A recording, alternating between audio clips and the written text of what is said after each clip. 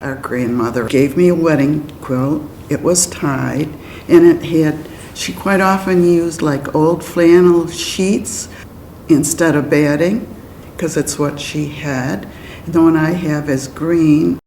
Then, since I was the first grandchild, I had the first baby. So she made, it was mostly like 8 patches together. I still have it, so I used it for both of my children. So I felt really pleased, and I always liked it. It was tied and everything. I still have it.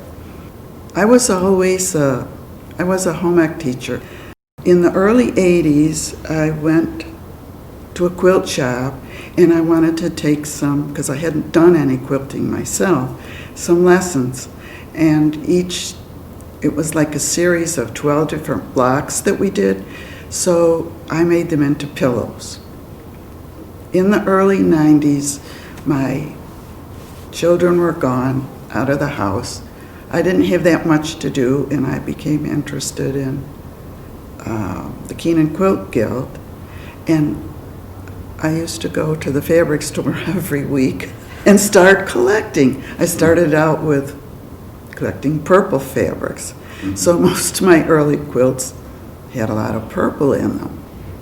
So then in the 90s is when I really, really got into it. I would take a class and make up whatever the project was. And it was always inspiring at the Quilt Guild for show and tell, what other people were doing. So it's like, it gives you ideas on what you want to make next, inspiration. So I've been avidly quilting ever since.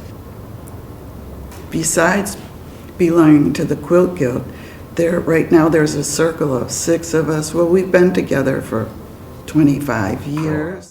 We meet every other Tuesday.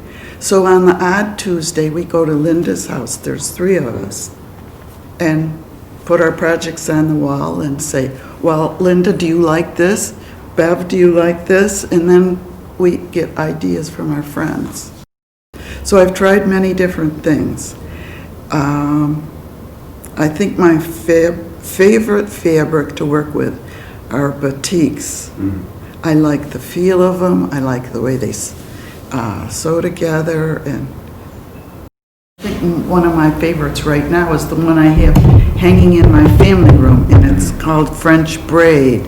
And I just love the gradations of the colors in the fabric.